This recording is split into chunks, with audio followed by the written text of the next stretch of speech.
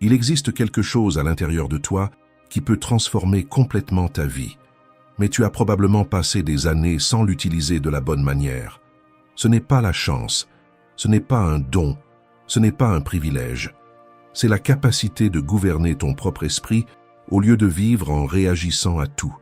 Tu as déjà le courage, la discipline, la maîtrise de toi-même, la patience et l'intelligence nécessaires pour agir mieux.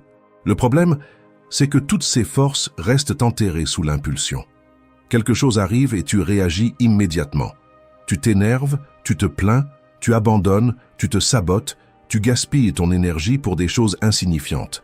Tu vis dans un réflexe automatique, comme quelqu'un qui a remis le contrôle de sa propre vie à n'importe quelle situation extérieure. Mais il existe un point qui décide de la direction de ta vie, l'instant entre ce qui arrive et la manière dont tu réponds. C'est là que tu te renforces ou que tu te détruis. C'est là que tu mûris ou que tu continues à répéter les mêmes erreurs. Les stoïciens ont compris cela avec une clarté absolue. Épictète a été réduit en esclavage et malgré cela, il a construit une liberté intérieure. Marc Aurèle a affronté des guerres et une pression immense sans perdre le contrôle de son propre esprit. Sénèque a traversé des pertes, des persécutions, et il est resté fidèle à ce qui comptait le plus, le contrôle de lui-même. Il n'attendait en tout pas que la vie s'améliore pour agir mieux. Il décidait qui ils allaient être face à elle. Et c'est exactement ce que tu dois faire maintenant. Arrêter d'agir de manière automatique et assumer la responsabilité de la direction de ta vie. 1. Reconnaissez ton pouvoir. Il existe une énorme différence entre savoir quoi faire et réussir à maintenir cela quand l'émotion monte. Parce qu'en théorie, presque tout le monde sait comment il devrait agir. On sait qu'on ne devrait pas répondre sous l'impulsion. On sait qu'on ne devrait pas s'énerver aussi facilement. On sait qu'on devrait garder son calme. Mais il suffit d'un commentaire déplacé, d'une frustration inattendue ou d'un moment de pression, et la personne devient quelqu'un qu'elle-même ne reconnaît plus après coup. Et c'est pour ça que, tellement de fois, tu regardes en arrière en pensant « j'aurais pu mieux gérer ça ». Non pas parce qu'il vous manquait de l'intelligence, mais parce qu'à cet instant, ce qui a pris le contrôle, c'est l'habitude automatique, pas votre conscience. C'est ça, le véritable test. Ce n'est pas ce que vous comprenez quand tout est léger, c'est ce que vous parvenez à mobiliser quand l'environnement se resserre, quand votre orgueil est provoqué, quand l'envie disparaît, et que malgré tout, vous devez continuer. Parce que n'importe qui semble équilibré pendant les jours faciles. Ce qui révèle une vraie force, c'est ce qui reste debout à l'intérieur de vous dans les moments où il serait plus facile de perdre le contrôle. Et c'est là que la majorité échoue. Quand vous réagissez sans vous en rendre compte, vous n'utilisez rien de ce que vous avez, ni le calme, ni le contrôle, ni la clarté. Vous entrez dans le cycle de répétition. Mais il existe un point où tout cela peut être interrompu, un petit intervalle, presque invisible, entre ce qui arrive et ce que vous faites. C'est le point d'interruption. C'est ici que l'automatique peut être coupé et que votre choix commence. C'est là que votre pouvoir cesse d'être un potentiel et devient une action. Épictète enseignait cela avec précision. Ce ne sont pas les choses qui nous affectent, mais la manière dont nous réagissons à elles. Maintenant, regardez cela avec clarté. Une même situation peut vous désorganiser ou vous renforcer. Une critique peut vous briser ou renforcer votre fermeté. Une douleur peut vous faire tomber ou augmenter votre résistance. Une provocation peut vous faire perdre le contrôle ou vous enseigner la maîtrise. Ce qui change, ce n'est pas le scénario. C'est la manière dont vous y entrez. Et c'est ici que presque tout le monde perd, parce que personne ne vous a appris à choisir avant de réagir. Napoleon Hill disait quelque chose de puissant. Vous devez vous voir gagner avant d'agir. Et ce n'est pas une pensée positive vide, c'est de l'anticipation mentale. C'est vous préparer avant que le moment arrive. Vous voir rester calme quand vous serez sous pression. Vous voir discipliné quand l'envie d'abandonner apparaît. Vous voir solide quand la peur essaie de vous arrêter. Parce que celui qui se voit mieux réagir commence à mieux réagir. Maintenant, ramenez cela dans votre quotidien. Quand vous retenez une réponse impulsive, vous entraînez votre maîtrise de vous-même. Quand vous faites ce qui doit être fait, même sans envie, vous construisez de la discipline. Quand vous ne vous laissez pas emporter par une émotion passagère, vous consolidez votre maîtrise. Chaque situation cesse d'être un problème et devient un entraînement. Chaque inconfort est une occasion de grandir. Et voici le point que vous devez comprendre une bonne fois pour toutes. Vous avez déjà prouvé que vous aviez de la force. Vous avez déjà traversé des jours où vous pensiez ne pas tenir. Vous avez déjà affronté des situations qui semblaient plus grandes que vous et vous avez continué. Alors ce n'est pas un manque de force, c'est un manque d'accès. Vous avez les outils, mais vous ne les utilisez pas encore avec intention. La vie ne consiste pas à éliminer les difficultés. Elle consiste à arrêter d'agir comme quelqu'un qui a oublié qu'il possède du pouvoir. Alors faites cela aujourd'hui. Dans la prochaine situation difficile, ne réagissez pas immédiatement. Créez une pause, respirez et demandez-vous « Quelle version de moi-même est-ce que je choisis d'utiliser maintenant ?» Décidez avant, exécutez ensuite. Maintenant, écrivez dans les commentaires « J'ai confiance en ma force intérieure ». Mais ne l'écrivez pas juste pour écrire. Écrivez-le comme un point de bascule. Parce qu'au moment où vous commencez à utiliser ce que vous possédez déjà, vous cessez d'être emporté par les situations et vous commencez à conduire vos réponses. Et c'est cela qui commence à dissoudre l'insécurité dans votre esprit et qui vous place, enfin, dans la bonne direction. 2. N'alimentez pas le problème. Éliminez-le. Presque tout ce qui détruit votre paix commence petit. Cela ne commence pas dans le chaos. Cela commence dans les détails. Une réponse froide, un regard étrange, un retard, un silence qui dure plus longtemps que d'habitude. Des choses simples, rapides, qui auraient pu s'arrêter là. Mais l'esprit attrape cela et continue à le porter. Vous revivez la scène pendant que vous prenez votre douche, pendant que vous travaillez, pendant que vous essayez de dormir. Vous créez des explications, vous imaginez des intentions, vous construisez des discussions entières qui n'ont jamais eu lieu. Et plus vous lui donnez de l'attention, plus cela prend de place à l'intérieur de vous. C'est comme laisser un robinet goûter dans une maison. Au début, cela paraît insignifiant, mais quand vous vous en rendez compte, tout l'environnement est déjà inondé. Un problème entre rarement dans votre vie en étant déjà grand. Il grandit parce qu'il trouve de l'espace, de la répétition et de l'énergie. Et chaque fois que vous revenez mentalement à cela, c'est vous qui laissez la porte ouverte. Sénèque l'a dit avec une grande clarté. Nous souffrons plus souvent dans notre imagination que dans la réalité. C'est une description exacte de ce qui se passe dans votre esprit. Quelqu'un agit de manière étrange et vous créez une histoire. Votre patron parle peu et vous interprétez cela comme du rejet. Une réponse tarde et vous transformez cela en désintérêt. Vous ne réagissez pas aux faits, vous réagissez à la version que vous avez créée du fait. Et plus vous nourrissez cette version, plus elle paraît réelle. La philosophie stoïcienne enseigne quelque chose de simple, mais que presque personne ne pratique. Coupez le cycle au début. Avant que l'interprétation grandisse, avant que l'émotion prenne le dessus, avant que l'esprit construise tout un scénario, avant que la colère réponde à votre place, vous interrompez. Vous regardez cela et vous demandez avec honnêteté, est-ce que cela mérite vraiment mon énergie ? Est-ce que cela aura de l'importance demain ? Est-ce que cela aura de l'importance dans un mois ? La plupart du temps, la réponse est non. Et si cela n'a pas d'importance, alors cela n'a aucun sens de dépenser votre énergie comme si c'était quelque chose de décisif. Mais voici l'erreur qui emprisonne la majorité des gens. Ils ne souffrent pas à cause de la taille du problème. Ils souffrent à cause de leur incapacité à lâcher prise. Ils continuent à retenir quelque chose qui aurait déjà pu être terminé. C'est comme prendre une petite braise dans la main. Au début, vous pouvez encore la lâcher. Mais si vous insistez à la garder, elle brûle. Et ensuite vous dites que le problème était grand. Non, il ne l'était pas. C'est vous qui n'avez pas lâché. Alors soyez pratique quand quelque chose vous irrite cette semaine. Et cela vous irritera. Ne réagissez pas immédiatement. Arrêtez-vous, respirez et créez une distance entre vous et cela. Non pas pour ignorer, mais pour décider. Demandez-vous avec clarté, est-ce que cela mérite mon énergie ou est-ce que cela déclenche seulement ma réaction automatique ? Si cela ne le mérite pas, lâchez. De manière consciente, sans continuer à revenir au sujet, sans rouvrir cela mentalement, sans nourrir ce qui aurait déjà dû se terminer. Parce que c'est cela qui construit la maîtrise.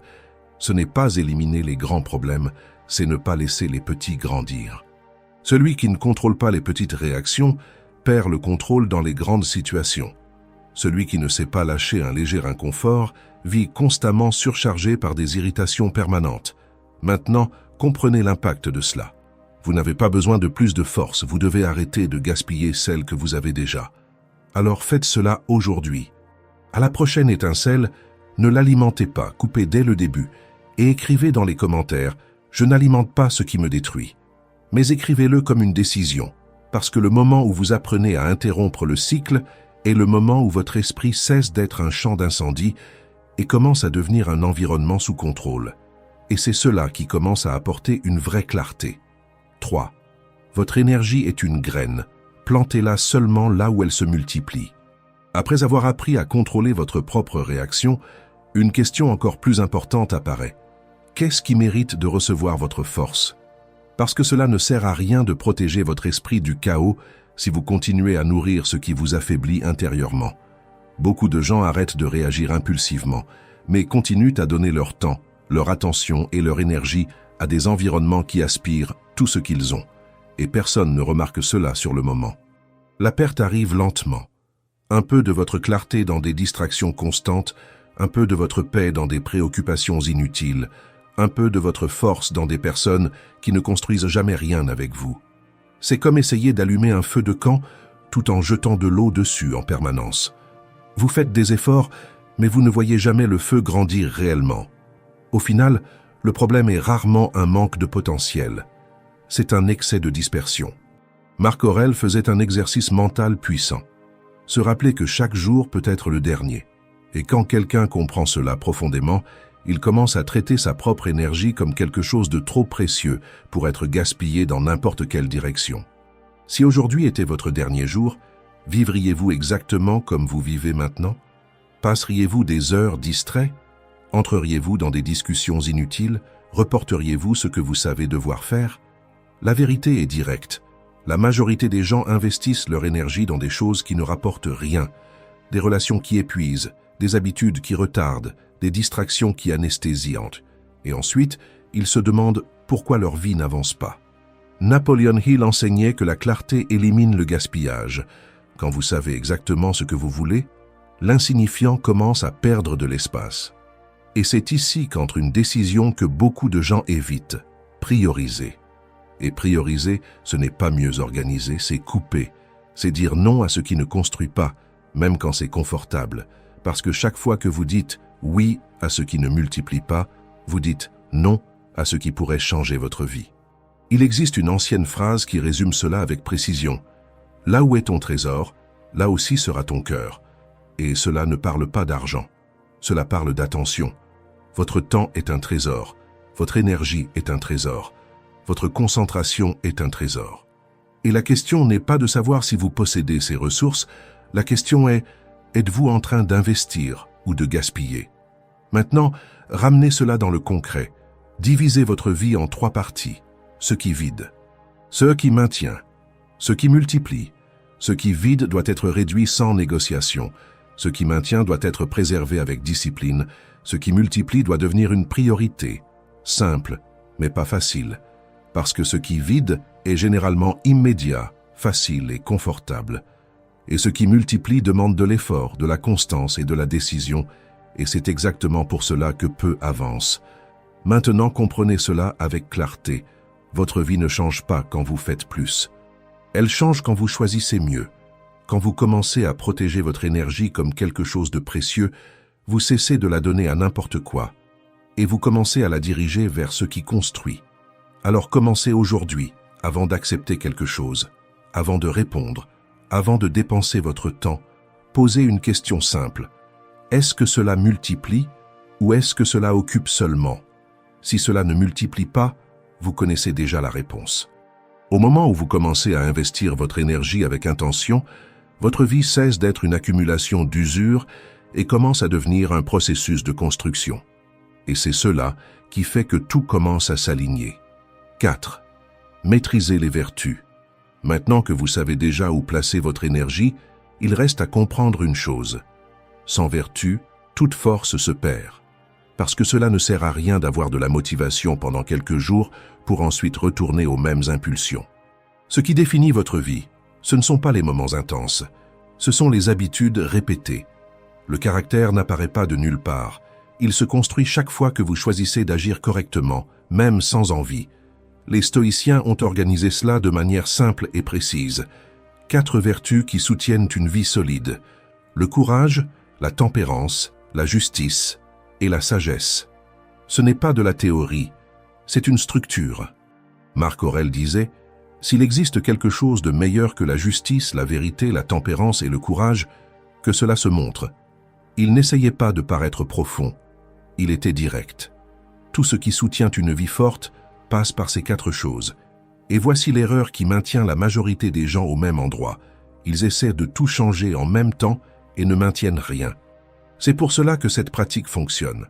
Vous n'essayez pas de devenir une autre personne. Vous choisissez une vertu et vous la vivez réellement.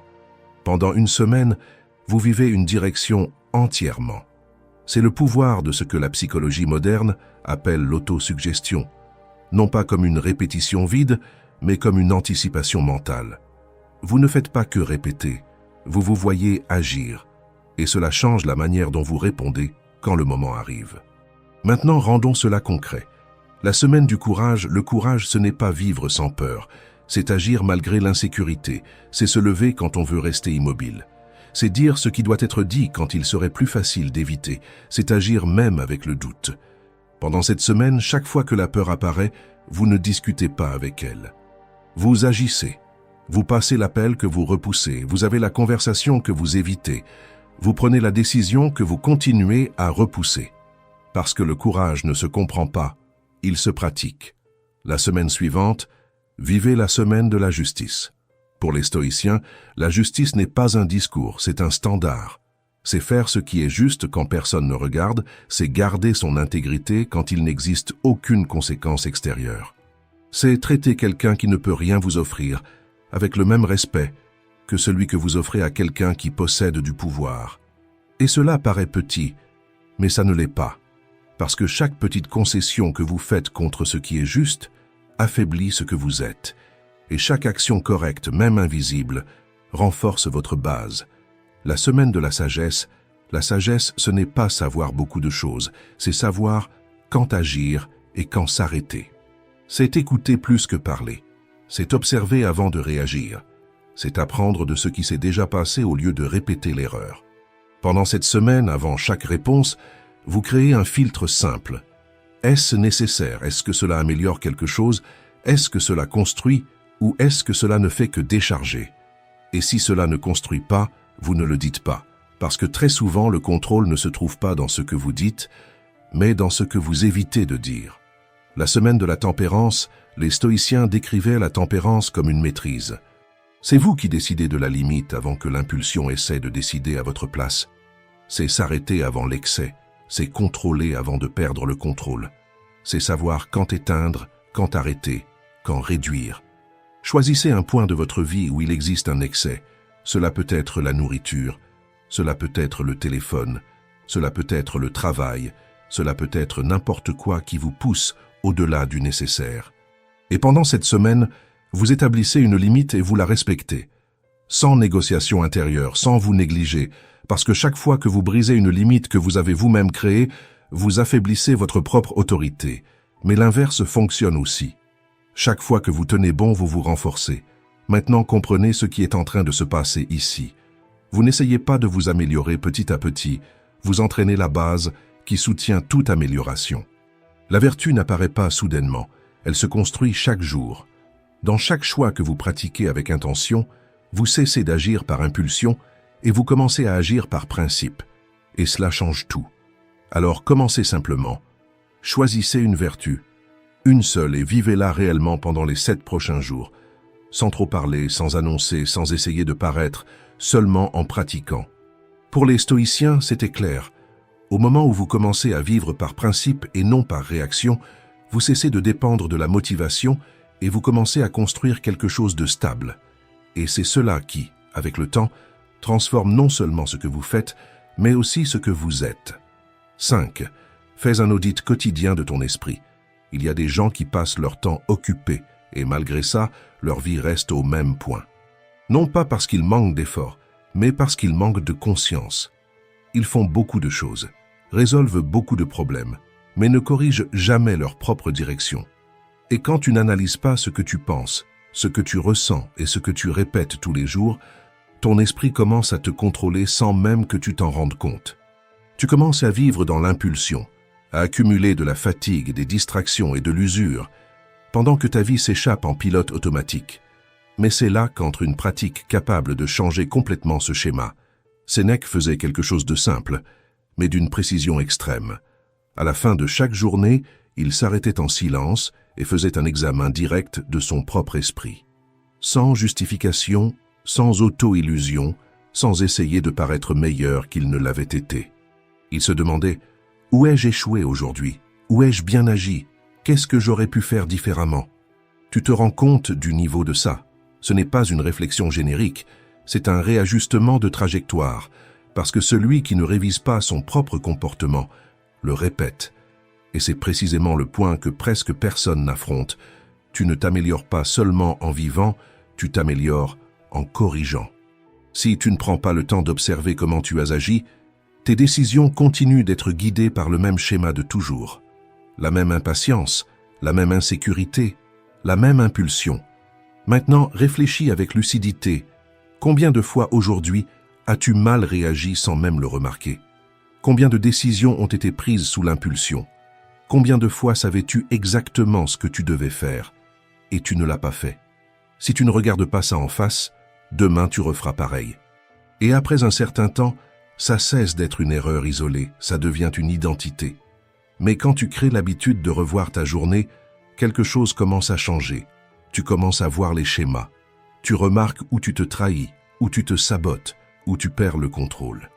Et à partir de là, tu gagnes quelque chose que la majorité des gens ne construisent jamais, une conscience pratique.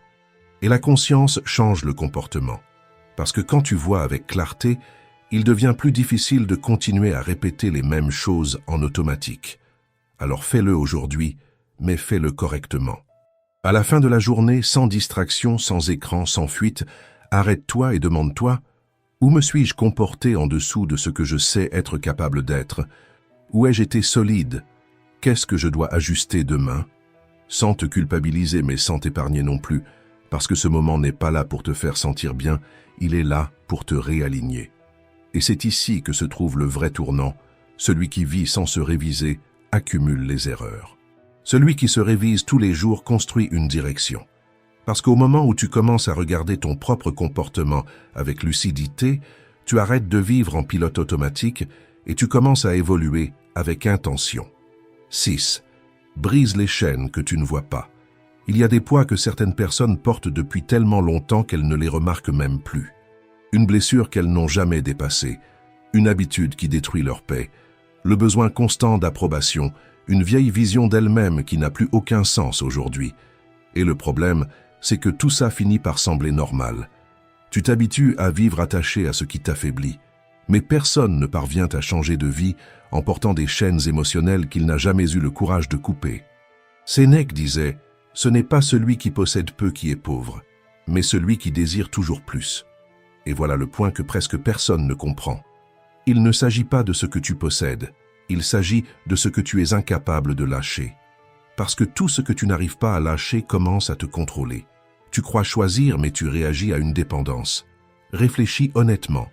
As-tu besoin de l'approbation des autres pour te sentir bien? As-tu besoin de vérifier ton téléphone en permanence? As-tu besoin d'avoir raison dans chaque discussion? As-tu besoin de garder quelque chose ou quelqu'un dans ta vie, même en sachant que cela t'épuise déjà? Ce n'est pas une préférence, c'est une dépendance. Et toute dépendance finit toujours par coûter ta liberté. Le détachement n'est pas de la froideur. Le détachement ne signifie pas tout abandonner. Le détachement, c'est ne pas être dominé par quoi que ce soit. C'est pouvoir avoir, sans avoir besoin. C'est pouvoir désirer, sans sombrer dans le désespoir. C'est pouvoir aimer, sans se perdre. Parce que quand tu as trop besoin, tu as déjà perdu le contrôle. Mais tu ne brises pas ces chaînes en y pensant sans arrêt. Tu les brises en choisissant différemment au moment exact où elles apparaissent. C'est là que tout bascule, dans la vraie vie. Aujourd'hui, choisis une seule chose, juste une, ça peut être l'impulsion de prendre ton téléphone sans raison, le besoin de répondre immédiatement à tout, l'envie de prouver que tu as raison, ou cette autocritique qui ne s'arrête jamais. Pendant une semaine, chaque fois que cela apparaît, tu ne réagis pas par impulsion, tu t'arrêtes, tu respires et tu choisis de ne pas t'attacher. Non pas parce que c'est facile, mais parce que tu as décidé de ne plus être contrôlé. Et voici le point le plus important de tous. Ce que tu n'arrives pas à lâcher te possède, et tant que cela reste vrai, ce n'est pas toi qui commandes. La liberté, ce n'est pas faire tout ce que tu veux, la liberté, c'est ne pas être obligé de faire ce que l'impulsion exige de toi. Maintenant, imagine ta vie sans ces chaînes, sans dépendre de l'opinion des autres, sans réagir à chaque émotion, sans porter des choses qui auraient déjà dû être laissées derrière toi. Ce n'est pas simplement de la légèreté émotionnelle, c'est du pouvoir. Parce qu'au moment où tu lâches ce qui te retient, tu crées de l'espace. 7. Ta citadelle intérieure. Celui qui ne construit pas de force à l'intérieur de lui finit par vivre émotionnellement entre les mains du monde. Son humeur change à cause des gens, sa paix disparaît à cause des problèmes, et la moindre pression suffit déjà à tout faire vaciller. C'est pour cela que les stoïciens parlaient de la citadelle intérieure, un espace mental qui ne se courbe pas devant le chaos extérieur, parce que lorsque ta base se trouve à l'extérieur, toute ta vie devient vulnérable. Mais quand ton esprit apprend à rester solide, même la pression ne parvient plus à te démonter. Marc Aurèle écrivait pour lui-même comme un rappel constant. Prends soin de ton esprit, parce que c'est là que tout se décide. Et c'est précisément le point que presque personne ne prend réellement au sérieux. La majorité essaie de devenir plus forte à l'extérieur, en ajustant son comportement, en évitant certaines situations, en cherchant de la sécurité dans son environnement. Mais elle reste vulnérable, parce qu'à l'intérieur, il n'existe toujours aucune structure. Et quand la peur apparaît, ce manque de structure devient évident. La peur ne te brise pas, elle révèle simplement ce qui n'a pas encore été construit. Elle montre où tu hésites, où tu doutes, où tu ne te fais pas encore confiance. Et au lieu de regarder ça comme une faiblesse, tu dois le voir comme une direction. Parce que traverser la peur n'est pas un acte isolé de courage, c'est un processus de construction intérieure. Chaque fois que tu restes solide dans une situation inconfortable, tu poses une brique dans cette citadelle. Chaque fois que tu maintiens une décision malgré le doute, tu renforces les fondations. Chaque fois que tu ne t'abandonnes pas en chemin, tu rends cette structure plus solide. Et cela arrive chaque fois que tu retiens une réponse, que tu assumes une attitude difficile, que tu prends une décision qui change ta vie pour le meilleur. C'est ainsi que la force se construit. Épictète enseignait que l'entraînement ne se trouve pas dans les discours, mais dans la pratique quotidienne, dans la manière dont tu réponds à ce qui arrive. C'est cette idée appliquée dans la vraie vie qui développe ta confiance en toi. Parce que l'insécurité n'est pas un trait fixe, elle est la conséquence des décisions que tu ne soutiens pas, des actions que tu évites, des versions de toi-même que tu refuses d'assumer. Et chaque fois que tu recules devant ce que tu sais devoir faire, tu renforces cette instabilité. Mais l'inverse est également vrai. Quand tu traverses malgré l'incertitude, malgré l'absence de contrôle total, quelque chose commence à se réorganiser à l'intérieur de toi. Tu commences à avoir confiance, non pas parce que tout s'est bien passé, mais parce que tu es resté solide. Et cela change la manière dont tu te vois. La peur continue d'exister, mais elle cesse de commander. Et c'est là tout le point. La citadelle intérieure n'élimine pas la peur. Elle empêche simplement la peur de décider à ta place. Maintenant, réfléchis avec lucidité. Qu'est-ce que tu évites aujourd'hui? Pas de manière abstraite, mais concrète. Assumer un projet plus important au travail. Consacrer davantage de temps à tes enfants. Avoir une conversation plus profonde. Tout cela n'est pas immobile. Cela accumule du poids. Et tant que tu ne traverses pas cela, ça continue d'occuper de l'espace à l'intérieur de toi. Alors commence simplement, mais directement, choisis une de ces choses et traverse-la. Sans attendre une confiance totale, sans attendre une certitude absolue. Traverse-la comme quelqu'un qui décide de construire quelque chose à l'intérieur de lui. En commençant à agir ainsi, tu cesses de dépendre de ce qui se passe à l'extérieur et tu commences à t'appuyer sur ce que tu as construit à l'intérieur. Et c'est cela qui réduit réellement l'insécurité, non pas grâce à la motivation, mais grâce à la structure. Si tu es arrivé jusqu'ici, alors tu as déjà compris quelque chose que beaucoup de gens passent leur vie entière à ignorer. Faire en sorte que les choses fonctionnent ne commence pas par essayer de tout contrôler autour de toi. Cela commence par apprendre à gouverner ce qui se passe à l'intérieur de toi. Tu as appris qu'il existe un espace entre ce qui arrive et ta réponse, et que c'est dans cet espace que ta vie change de direction. Tu as appris que les petits problèmes grandissent quand tu les nourris, que l'énergie gaspillée devient de la fatigue, que la vertu n'est pas un discours mais une pratique quotidienne, qu'un esprit sans révision répète les mêmes erreurs, que tout ce que tu n'arrives pas à lâcher finit par te posséder, et que la peur ne perd sa force que lorsque tu la traverses. Au final, la vie commence à aller mieux non pas quand tout devient facile. Elle commence à aller mieux quand tu arrêtes de t'abandonner face à ce qui est difficile. Quand tu choisis avant de réagir, quand tu coupes avant d'accumuler, quand tu diriges avant de gaspiller, quand tu révises avant de répéter, quand tu lâches avant d'être entraîné, quand tu traverses avant que la peur décide à ta place. Voilà le point central. Tu n'as pas besoin d'attendre une nouvelle vie pour agir différemment. Tu dois agir différemment pour construire une nouvelle vie. Alors retiens bien ceci, le monde peut continuer à être instable, les gens peuvent continuer à être difficiles, les problèmes peuvent continuer à apparaître, mais si ton esprit reste aux commandes, tu cesses d'être poussé par les événements et tu commences à conduire ton propre chemin. Parce que le vrai tournant n'arrive pas quand tout se passe exactement comme tu l'avais imaginé. Il arrive quand tu cesses d'avoir besoin de cela pour rester entier. Quand ta force ne change plus selon le résultat, mais commence à venir de la manière dont tu choisis de te maintenir face à la vie. Si cette vidéo t'a aidé à voir les choses sous un nouvel angle, laisse ton like, abonne-toi, commente et partage. Ici, nous continuons à nous renforcer et à apprendre. Merci d'avoir regardé.